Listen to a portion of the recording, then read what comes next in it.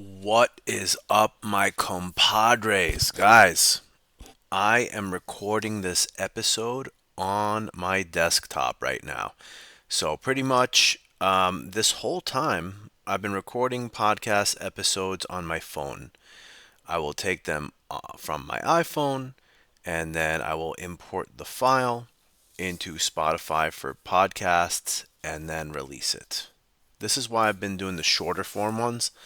But back when Spotify for podcasters was called Anchor, you could just take a series of audio clips, put them together yourself there, and release them. I always complained about Anchor and how annoying it was, but then I realized there's literally no substitute for that. Like Riverside says they do that, but Riverside sucks. Really bad quality, makes me sound like I have a lisp. I tried some other podcast apps and they all sucked.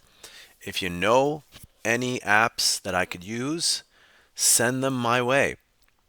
Right now, I am using a program that I used back in 2012 to record my other podcast, the Persian History Podcast, which you should go and check out right now.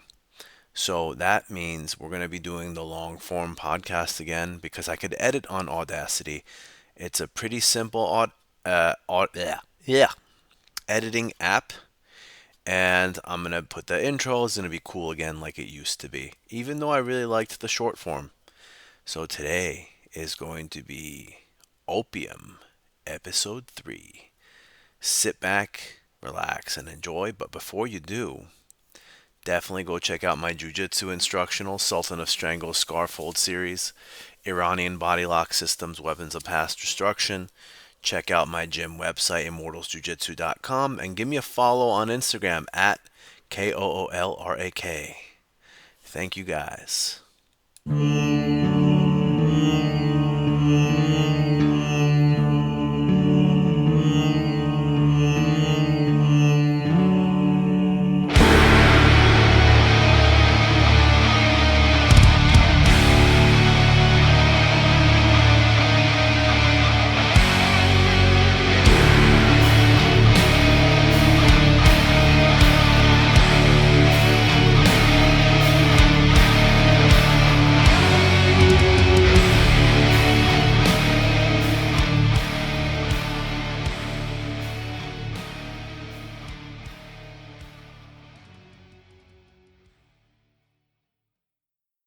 Oh, and one more thing.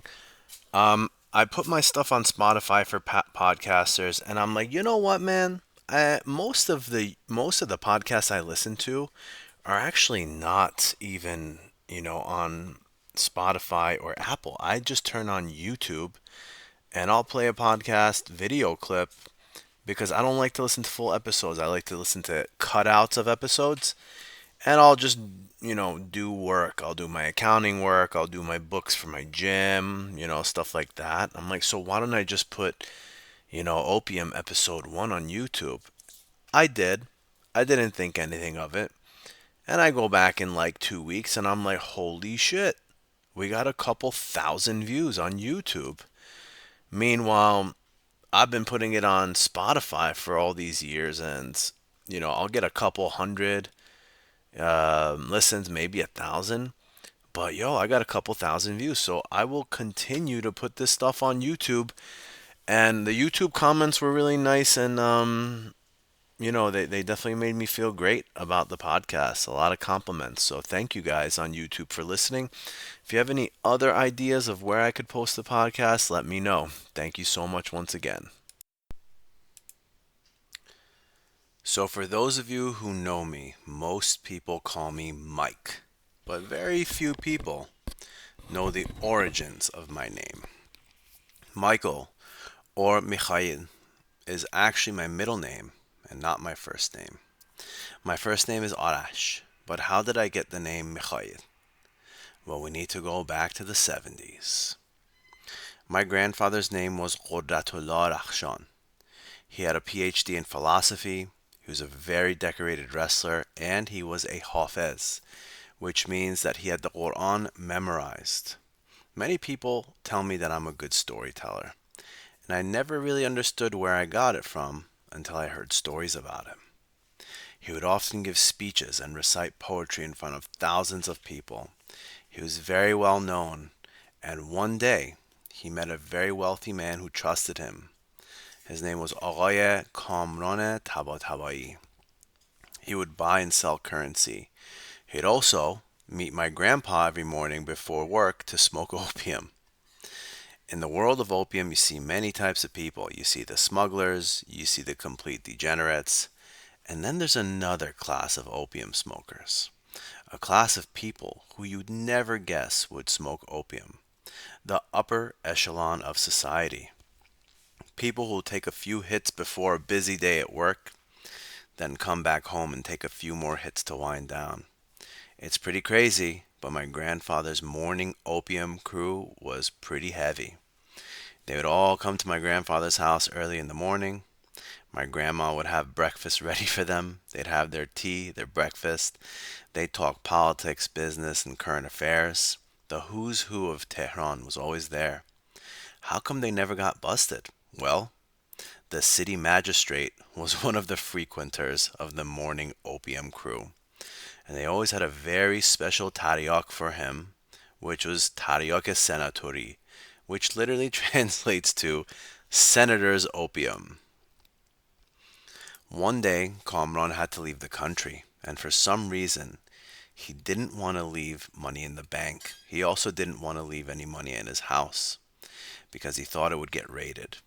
So he gave my grandfather $100,000, 100,000 American dollars in pure cash.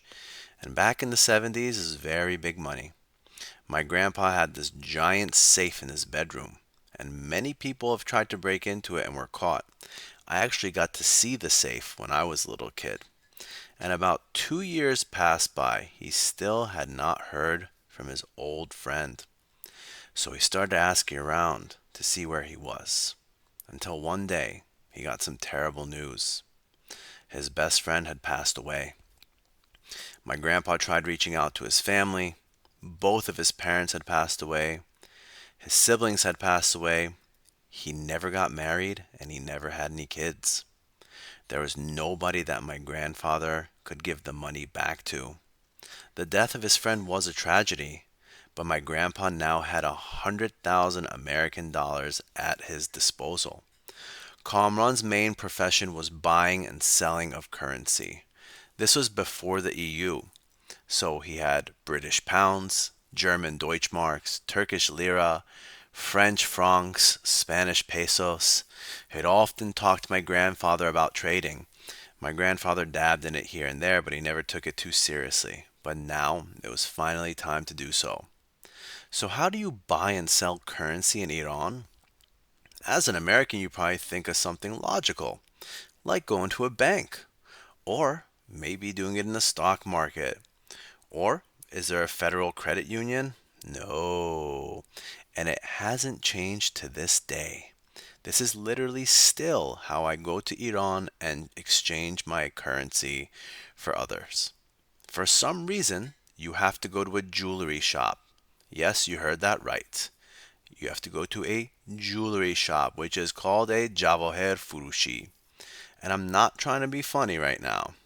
And inside of the jewelry shop, you will find a sarraf, which I think means money exchanger. I'm probably wrong. I'll find out later for you guys, but pretty much means that you go there to exchange money and it's within a jewelry shop. And most jewelry shops back then and still today are owned by Jews. At the Sarafi, he would meet a man that would change his life forever, the head rabbi of Tehran. We're going to leave his name out for now. But it's just Agha. Agha means sir. Yeroshalmi. Yeroshalmi literally means Jerusalem in Farsi. There are things that are run a little bit differently today, but in the olden days, each city had a head patriarch. You had a head imam for the Muslims, you had a head priest for the Christians, and you also had a head rabbi. This is not unique to Iran, by the way. You see a very similar system in the Ottoman Empire and also Egypt. He ended up becoming best friends with the rabbi. They would talk about religion for hours. One morning, they were talking, and my grandfather noticed that he smelled some opium on the rabbi. So we had to go ahead and ask him if he smoked, and he reluctantly said yes. After, the Grand Rabbi was invited to the morning smoke sessions where he met all of my grandfather's friends. My grandfather ended up taking that $100,000 and turning it over into 1 million. The future looked bright, or did it? Fast forward 20 years. The Islamic Revolution happened in Iran. Many people were killed. The Shah was ousted. 1 year after this happened, Saddam Hussein invaded Iran, and over 800,000 Iranians died in this war. My grandfather was on his deathbed when he first met me. He put his hand on my chest and he said, "He has come so that I can leave." A few weeks later, my grandfather had passed away at the age of 63. My mother broke down and completely lost her mind. My father was arrested for previously serving in the Shah's army. Most of my grandfather's friends had either fled the country or were nowhere to be found. I was 6 months old and had nowhere to go until the rabbi took me in. Him and his wife took care of me for 3 whole months until my mother recovered and my dad was released from jail. When he finally gave me back to my mother, he asked, "This whole time he was with us, nobody ever told us his name. What is his name?" My mother responded, "He has no name. We just call him baby." He said, "That's really strange. You should seriously give him a name." My mother asked him, "Oy Yeroshalmi, Mr. Yeroshalmi, what is your name?" And he said, "Mikhail." My mother then said, "Then that is what we shall name him." I hope you guys enjoyed the episode. I'll see you next time, and please remember to spread the word. Thank you so much for listening.